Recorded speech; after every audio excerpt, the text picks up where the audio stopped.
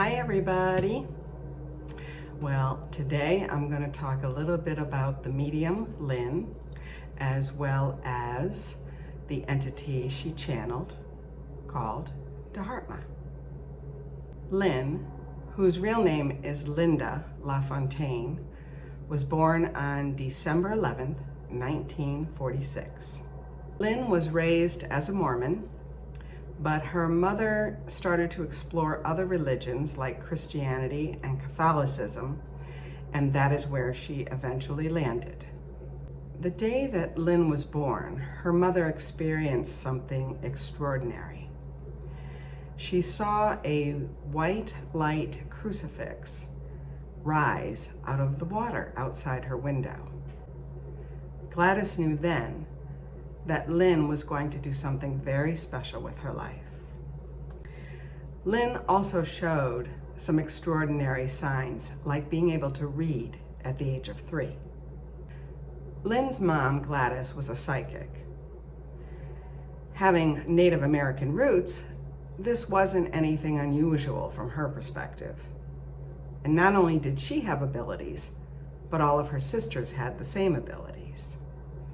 Gladys became paralyzed at the age of 14 due to polio. And due to that, she was bedridden for most of her life. She would tell Lynn and her brother Tommy to go outside and play.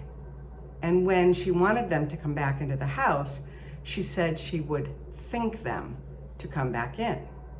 So Lynn asked her, "Well, what if I can't hear you?" And her mother said, "Your head was made for something more than just holding your hair." Both Lynn and Tommy would hear Gladys telepathically, and they would go inside the house when they were told to as a result. Gladys also used to play games with Tommy and Lynn to help to develop their intuitive and psychic abilities.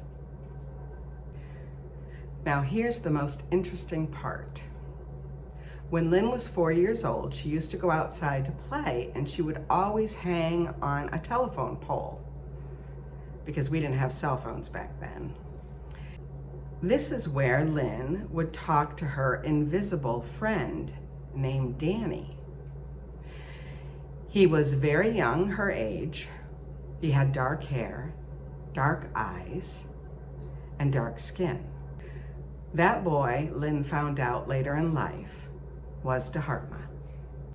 Lynn was very intuitive, and she could sense energies around her. She also could see people that had already passed on. Because her family was poor, when Lynn was young, she used to do tarot card readings and used her psychic abilities in those readings. One day, Lynn and her best friend were sitting and playing Chinese checkers. They were waiting for their children to come home from school. Lynn experienced what she described as a blackout, but her friend was wide awake and was present the whole time.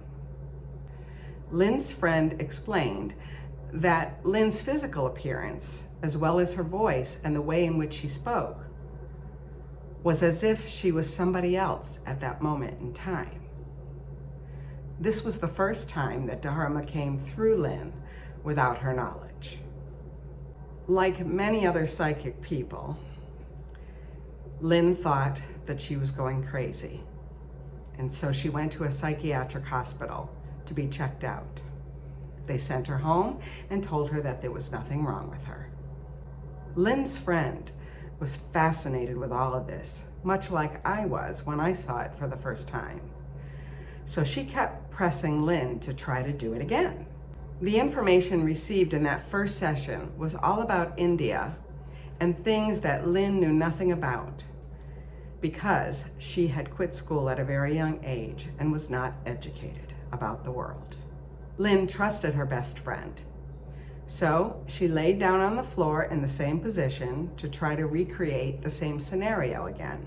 Lynn thought she had just closed her eyes for a few minutes and opened them and said, "See, I told you it wouldn't work." But her friend said, oh yes it did, and she had pages and pages of dialogue that she had taken notes on. While Lynn was out, her friend asked the entity, "Who are you?"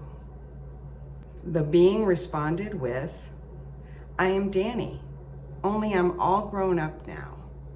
My name is Dharma."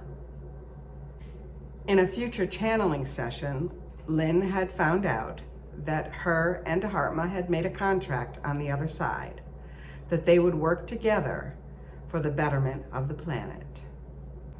And so it began. Lynn started channeling for people all around the world during the 1970s and beyond. The type of channeling that Lynn did is called soul transference. During these sessions, Lynn's soul would trade places with this entity who did not exist on the earth plane. In other words, Dharma was from the other side. Lynn would go into a very deep trance through meditation that would allow her to leave her body and then allow Dharma to occupy it during these sessions. Where did Lynn go? Well, while Dharma occupied her body, she would abandon life and she would travel to the death tunnel and wait there patiently until the session was over.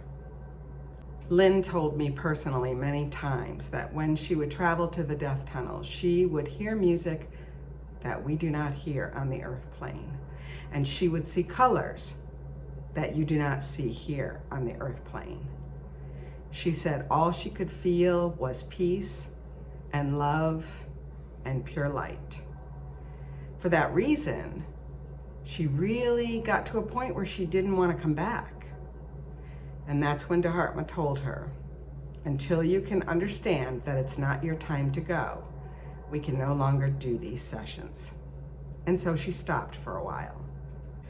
I know all of this sounds crazy, but if you do a little bit of research, you'll find that Lynn is not the only person that does this sort of thing. People have done it before her, and people have done it after her. And this is why Lynn needed someone to be present whenever she did a channeling session.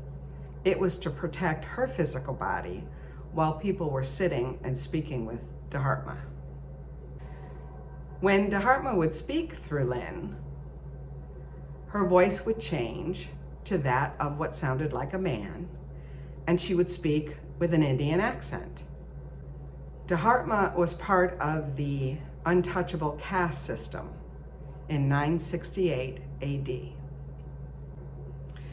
However, he experienced a very violent death because he looked into the eyes of a Brahmin, which at that time was forbidden.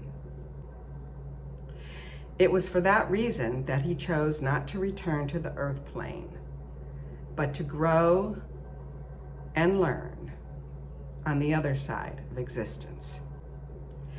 This is where he moved through the dimensions to eventually become a seventh dimensional master guide. As Lynn's assistant, I would sit and watch people ask questions about their lives, their relationships, their health, you name it. And he would always respond with love and wisdom and provide the answers that people needed to hear. Dharma's purpose for coming through at this time was to teach others self-love, self-empowerment, and spiritual mastery. I will talk more about this spiritual evolution spiral in another episode. Now, what I loved about Dharma the most was that he had a great sense of humor. He was so funny and enjoyable to be with. And being in his presence brought a sense of peace and comfort for anyone who sat with him.